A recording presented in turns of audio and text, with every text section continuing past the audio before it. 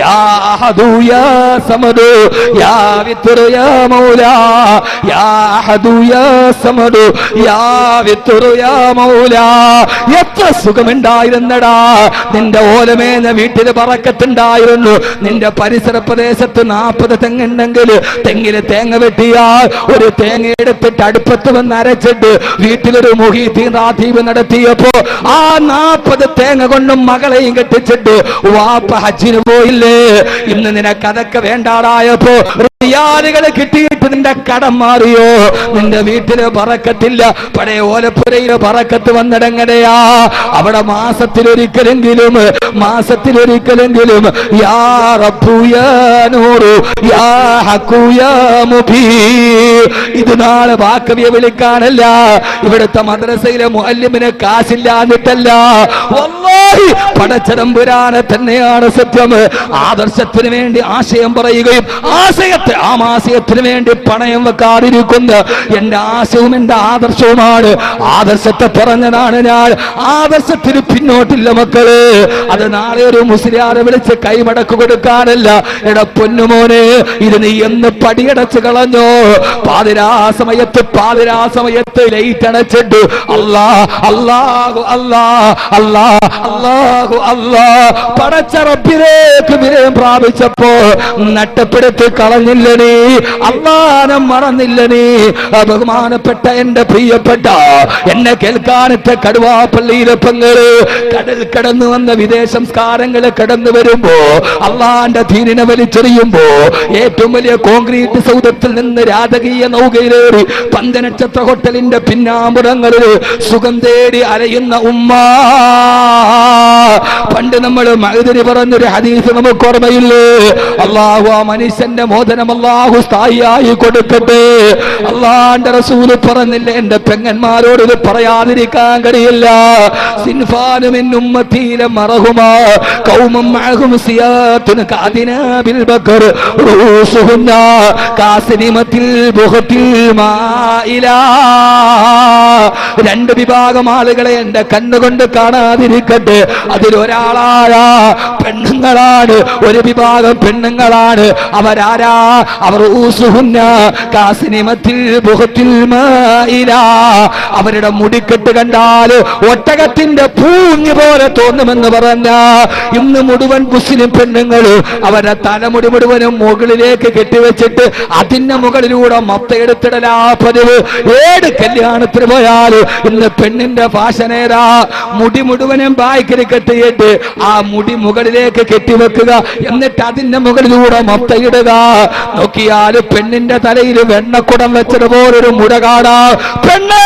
അതാണ് റൂസുഹുന്ന കാസിനിമത്തിൽ ബുഖത്തിൽ മായിലാ. നീ തലമറച്ചിട്ടുണ്ടെങ്കിൽ വല്ലാഹി പടച്ചറപ്പിനെ തന്നെയാണ് സത്യം. ആ മുടി മുകളിലേക്ക് കെട്ടിവെച്ചിട്ട് വെച്ചാൽ അത് പടച്ചറപ്പിന്റെ ഹബീബായ മുത്തിനിട്ടമില്ലാത്തതാ. എല്ലാ സംസ്കാരവും പഠിച്ച മുസ്ലിമേ, ഇന്ന് പെണ്ണിനൊരു വസ്ത്രമുണ്ട്, ലെഗിൻസ്. അത് കാലിലോട്ട് കയറ്റിയിട്ടാൽ അത് പിന്നീട് ബലൂൺ പോലെ ഇറുകി പിടിച്ചു കിടക്കും. ലെഗിൻസ് ഹറാമാ, ലെഗിൻസ് ഉപയോഗിക്കൽ ഹറാമാ. അത് പെണ്ണിന്റെ ശരീരത്തിന്റെ വസ്ത്രത്തിന്റെ അത് ഇഴുകി പിടിച്ചു കിടക്കുന്ന വസ്ത്രമാണ്. ഒരു കൊടല് പോലെയുള്ളൊരു പാന്റ് പെണ്ണിങ്ങനെ വലിച്ചു കയറ്റിയിടും. ഇന്ന് കോളേജിൽ പഠിക്കുന്ന പെണ്ണിന്റെ വസ്ത്രവും അതാ ലെഗിൻസ് ഹറാമാ.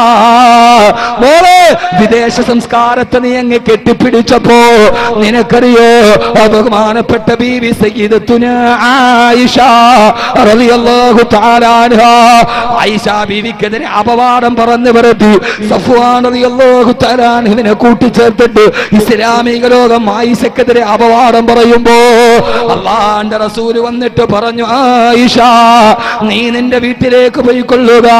സംഭവം നിങ്ങൾക്കൊക്കെ അറിയാം. അല്ലാഹുവിന്റെ റസൂൽ പോലും വിശ്വസിക്കുന്ന അവസ്ഥയെത്തി.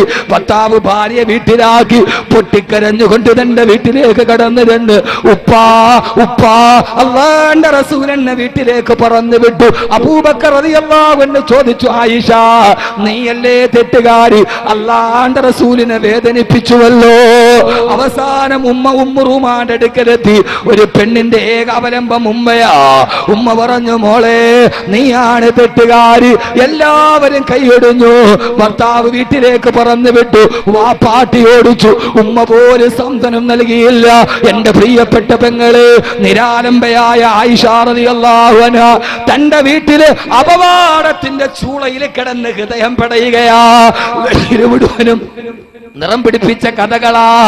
ആയിഷ ബീവിയെ കുറിച്ച് അപവാദമാണ്.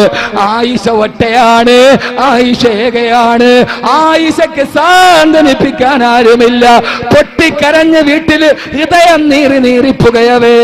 സൂറത്തു നൂറിന്റെ 12 ആയത്തിറങ്ങി, നബിയേ ഇന്നല്ലദീന ജാഊ ബിൽ ഇഫ്കി ഉസ്ബത്തും മിൻകും ലാ തഹ്സബൂഹു ശർറൻ ലക്കും. അപവാദം പറഞ്ഞവരാണ് കുറ്റവാളികൾ. ആയിഷ നിരപരാധിയാണ് നബിയേ, ആയിഷ നിരപരാധിയാ. അല്ലാഹുവിന്റെ റസൂൽ ഓടി വീട്ടിലേക്ക്, കൂട്ടുകാരികൾ ഓടി വന്നു. അല്ലാഹുവിന്റെ റസൂലിനെ കണ്ടപ്പോ കെട്ടിപ്പിടിച്ചുകൊണ്ട് പറഞ്ഞു, ആയിഷ നീ നിരപരാധിയാണെന്ന് ഖുർആന്റെ ആയത്തിറങ്ങി. ആയിഷ പൊട്ടിക്കരഞ്ഞു പോയി. ആയിഷ ബീവി റളിയല്ലാഹു അൻഹ മറുഭാഗത്ത് നിന്ന് കൂട്ടുകാരികൾ ഓടി വന്നു. ആയിഷ അല്ലാഹു നിനക്ക് വേണ്ടി ആയത്തിറക്കി. ആയിഷ ആ സമയത്താണ് പൊട്ടിക്കരഞ്ഞുകൊണ്ട് ആയിഷ ബീവി റളിയല്ലാഹു അൻഹ മറുപടി പറഞ്ഞത്, എങ്ങനെയാണ് എന്റെ പേരിൽ ആയത്തിറങ്ങാതിരിക്കുക? എങ്ങനെയാണ് എന്റെ പേരിൽ നിരപരാധിത്വം തെളിയിക്കപ്പെടാതിരിക്കുക? എനിക്കെതിരെ അപവാദം പ്രചരിച്ച അന്ന് മുതൽ ഇന്നത്തെ ദിവസം വരെ പാതിരാത്രി ഞാൻ ഉറങ്ങിയിട്ടില്ല. മുസ്ലിമേ, കൈമോശം നിന്നുപോയ ഈമാൻ പിടിച്ചോ, അല്ലാഹുവിന്റെ ഖുർആന്റെ ശുദ്ധി പിടിച്ചോ. എനിക്കെതിരെ അപവാദം വന്ന അന്ന് മുതൽ ഇതേവരെ ഞാൻ ഉറങ്ങിയിട്ടില്ല. എനിക്കെതിരെ അപവാദം പറഞ്ഞ അന്ന് മുതൽ ഇന്ന് വരെ ഞാൻ എന്റെ നാവ് കൊണ്ട് ഒരൊറ്റ കാര്യമേ പറഞ്ഞിട്ടുള്ളൂ, ഹസ്ബുനല്ലാഹു നിഅമൽ വകീൽ നിഅമൽ മൗലാ വ നിഅമൻ നസീർ. ഹസ്ബുനല്ലാഹു നിഅമൽ വകീൽ, ഹസ്ബുനല്ലാഹു നിഅമൽ വകീൽ, ഹസ്ബുനല്ലാഹു നിഅമൽ വകീൽ നിഅമൽ മൗലാ വ നിഅമൻ നസീർ. ഓരോ രാത്രിയിലും നിങ്ങൾ എനിക്കെതിരെ അപവാദം പറയുമ്പോ, എന്റെ അഭിമാനത്തെ പിച്ചു ചീന്തുമ്പോ, അപ്പോഴൊക്കെ ഞാൻ എന്റെ റബ്ബിനെ പഠിച്ചു. എന്റെ റബ്ബിനോട് ഞാൻ പറഞ്ഞു, ഒരൊറ്റ ദിക്റേ എനിക്കുണ്ടായിട്ടുള്ളൂ, ഹസ്ബുനല്ലാഹു നിഅമൽ വകീൽ നിഅമൽ മൗലാ വ നിഅമൻ നസീർ. ഈ സദസ്സിനോട് വാക്കവി ഇത്ര ഗൗരവമായിട്ട് പറയുന്നതിന്റെ കാരണം എന്താ? 2 മണിക്കൂർ കോരിച്ചൊരിയുന്ന മഴയത്ത് വന്നിട്ട് തിരിച്ചു പോകുമ്പോ ഒന്നുമില്ലാതിരിക്കരുത്. എന്റെ പ്രിയപ്പെട്ട ഉമ്മ, ഒരു പെണ്ണിനെ ഒറ്റപ്പെടുത്തിയാൽ, ഹൃദയം വേദനിച്ചാൽ, മോളെ പെങ്ങളെ നിനക്കുള്ള ഒന്നേ ഒന്നെന്താ? വഹക്കഖതു മയ്യസി സിവാകാലി ഫഖിരിഹി വജിതുക മുഹതാദൻ ഫകൈഫ അദിയോ. എനിക്കെന്റെ റബ്ബ് തുണ. അവനാണ് റബ്ബ്, അവനാണ് ഹക്ക്, അവനാണ് നൂറ്, അവനാണ് സർവാധിപതി, അവനാണ് സച്ചാധിപതി. അവന്റെ മുമ്പിൽ ഒരു അപവാദവും പോവില്ല, അവന്റെ മുമ്പിൽ ഒരു അപവാദവും വില പോവില്ല. മരിക്കുന്നത് വരെ ഞാൻ ഈ ആയത്തിറങ്ങുന്നത് വരെ ഞാൻ പറഞ്ഞതെന്തെന്നറിയോ? ഹസ്ബുനല്ലാഹു നിഅമൽ വകീൽ നിഅമൽ മൗലാ വ നിഅമൻ നസീർ. ബഹുമാനപ്പെട്ട റബീബിന് ആമിർ റളിയല്ലാഹു അൻഹു ദക്ഷിണാഫ്രിക്കയുടെ വനാന്തരത്തിൽ പ്രബോധനത്തിന് പോകുമ്പോ സിംഹങ്ങളും ആനക്കുട്ടികളുമാണ്. സഹാബത്ത് പറഞ്ഞ്, വേണ്ട നബിയേ, പോകണ്ട, കാട്ടാനകളെ ചവിട്ടിക്കളയും. ഇല്ല, ആന്റെ റസൂല് പറഞ്ഞു വിട്ടതല്ലേ. അവിടെ നിന്നിട്ട് ബഹുമാനപ്പെട്ട റബീബിന് ആമിർ റളിയല്ലാഹു അൻഹു പ്രസംഗം നടത്തി. വന്യജീവികളോടാണ് പ്രസംഗം. ആനക്കൊമ്പന്മാരെ, വന്യമൃഗങ്ങളെ, ഞാൻ ഹബീബായ നബിയുടെ അനുയായിയാണ്. ഞാൻ ഇവിടെ കടക്കുന്ന ജനങ്ങളോട് ദൈവത്ത് കൊടുക്കാമെന്നടാ, ലാ ഇലാഹ ഇല്ലല്ലാഹ് പറയാമെന്നതാണ്. അതുകൊണ്ട് നിങ്ങൾക്ക് ഞാൻ 2 ഓപ്ഷൻ തരികയാ. ദക്ഷിണാഫ്രിക്കയുടെ വനാന്തരത്തിൽ പ്രബോധനത്തിന് പോകുമ്പോ സിംഹങ്ങളും ആനക്കുട്ടികളുമാണ്. സഹാബത്ത് പറഞ്ഞ്, വേണ്ട നബിയേ, പോകണ്ട, കാട്ടാനകളെ ചവിട്ടിക്കളയും. ഇല്ല, ആന്റെ റസൂല് പറഞ്ഞു വിട്ടതല്ലേ. അവിടെ നിന്നിട്ട് ബഹുമാന ബഹുമാനപ്പെട്ട രബീബിൻ ആമിർ റളിയല്ലാഹു അൻഹു പ്രസംഗം നടത്തി. വന്യജീവികളോടാണ് പ്രസംഗം. ആനക്കൊമ്പന്മാരെ, വന്യമൃഗങ്ങളെ, അസ്ഹാബു റസൂലില്ലാഹ്, ഞാൻ ഹബീബായ നബിയുടെ അനുയായിയാണ്. ഞാൻ ഇവിടെ കടക്കുന്ന ജനങ്ങളോട് ദൈവത്ത് കൊടുക്കാമെന്നടാ, ലാ ഇലാഹ ഇല്ലല്ലാഹ് പറയാമെന്നതാണ്. അതുകൊണ്ട് നിങ്ങൾക്ക് ഞാൻ രണ്ടോഷം തരികയാ. ഒന്നുകിൽ അടുത്ത കാട്ടിലേക്ക് രക്ഷപ്പെട്ടുകൊള്ളുക, അതല്ലെങ്കിൽ എന്റെ മുമ്പിൽ കീഴടങ്ങുക, അതല്ലെങ്കിൽ എനിക്ക് വേണ്ടി വഴിമാറുക, അതല്ലെങ്കിൽ അടുത്ത കാട്ടിലേക്ക് ഓടി രക്ഷപ്പെടുക. സാക്ഷി, ചരിത്ര സാക്ഷി. പറയേണ്ട താമസം. പ്രസവിച്ച് കിടക്കുന്ന പുലിക്കുട്ടികൾ, പ്രസവിച്ച് കിടക്കുന്ന സിംഹക്കുട്ടികൾ അവരുടെ കുഞ്ഞിനെയും വായിൽ കടിച്ചെടുത്തിട്ട് വനാന്തരത്തിലൂടെ ഓടി രക്ഷപ്പെടുകയാ.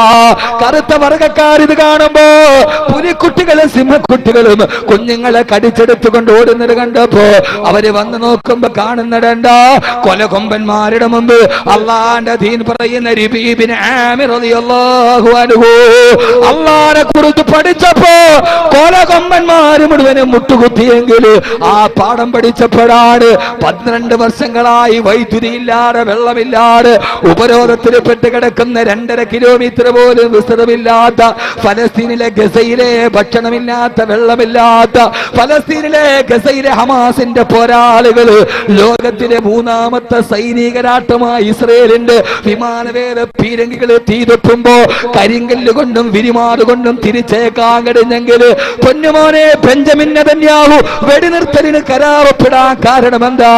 ഹമാസിന്റെ പോരാളികളുടെ കയ്യിൽ റോക്കറ്റ് ഇല്ല, അവരുടെ കയ്യിൽ ബോംബില്ല. കല്ലും കവണയും വെച്ചിട്ട് ഇന്തിഫാദയിലൂടെ ചെറുത്തു നിന്നപ്പോ അവർക്ക് കിട്ടിയ ഊർജം എവിടെയെന്നറിയോ? അവരാരെന്നറിയോ? ഞാൻ കഴിഞ്ഞ പ്രാവശ്യം ഈജിപ്തിൽ പോയപ്പോ 3 പ്രാവശ്യം ഞാൻ ആ നാട് കണ്ടവനാണ്. ബോംബിട്ട് നടന്ന നാട് ഞാൻ കണ്ടവനാണ്. തകർന്നടിഞ്ഞ ഗസ ഞാൻ കണ്ടടാണ്. തകർന്നടിഞ്ഞ വെസ്റ്റ് ബാങ്കിന്റെ കണ്ണുകൊണ്ട് കണ്ടടാ. 9 വയസ്സുള്ള കുട്ടി സ്കൂളിലേക്ക് പോവുകയാണ്. ഞാൻ അവന്റെ ചേർത്ത് പിടിച്ചിട്ട് ചോദിച്ചു, മോനെ നിന്റെ പേരെന്താ? അവൻ പറഞ്ഞു, അൽ-ഇഅ്തിസാമു ബില്ലാഹ്. എന്റെ പേര് അൽ-ഇഅ്തിസാമു ബില്ലാഹ്.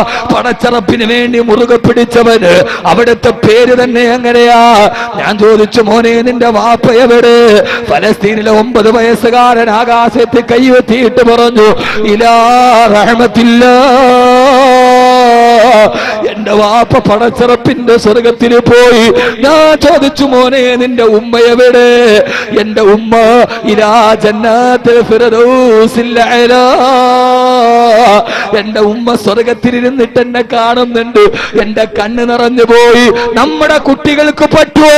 വ്യഭിചാരം പഠിപ്പിക്കുന്ന എന്റെ വാപ്പക്കും ഉമ്മക്കും തണുപ്പുള്ള രാത്രിയിൽ ഒരു തമാശ തോന്നിയപ്പോ തമാശയുടെ ഫലമായിട്ടാണ് ഞാൻ ജനിച്ചതെന്ന് പറഞ്ഞ സാഹിത്യകാരൻ എഴുതി വെച്ച സാഹിത്യം പഠിപ്പിക്കുന്ന നമ്മുടെ മക്കൾക്ക് ഇത് പറയാൻ പറ്റുമോ? വാപ്പ കബറിൽ പോയി എന്ന് പറയോ? അവര് പഠിച്ചതല്ലാതെയാണ്. ഹമാസിന്റെ ഫലസ്തീന്റെ കുട്ടികൾ കണ്ടതല്ലാന്റെ കുതിരത്താണ്. അവര് ബൈത്തുൽ മുഖദ്ദസിന്റെ പ്രാന്തപ്രദേശത്ത് ജനിച്ചവരാ. അവർ ഇബ്രാഹിം നബിയുടെ കബറ് കണ്ടവരാ. അവർ ഇസ്ഹാഖ് നബിയുടെ കബറ് കണ്ടവരാ. അവര് സുൽത്താൻ സലാഹുദ്ദീൻ അയ്യൂബിന്റെ പിന്തലമുറക്കാരാ. ആ പൊന്നുമോനോട് ചോദിച്ചു, മോനെ നിന്റെ അവസ്ഥ എന്താ? ആ പൊന്നുമോൻ പറഞ്ഞു, ഉസ്താദേ എന്റെ വാപ്പയെയും ഉമ്മയെയും എന്റെ 3 സഹോദരിമാരെയും എനിക്ക് എന്റെ കൺമുമ്പിൽ ഇരുന്നിട്ട് ഇസ്രായേൽ പട്ടാളക്കാര് വെടിവെച്ചു കൊന്നു. എന്റെ കുടുംബത്തിന് ശേഷിക്കുന്നത് ഞാനാ. ഞാൻ ആ പൊന്നുമോന്റെ കഴുത്തിലേക്ക് എന്റെ കൈയിട്ടിട്ട് ഞാൻ പറഞ്ഞു, പൊന്നുമോനെ ഇനി കിരാതന്മാരുടെ രാക്ഷസന്മാരുടെ നാട്ടിൽ നീ നിന്നെയും അവര് കൊന്നുകളയും.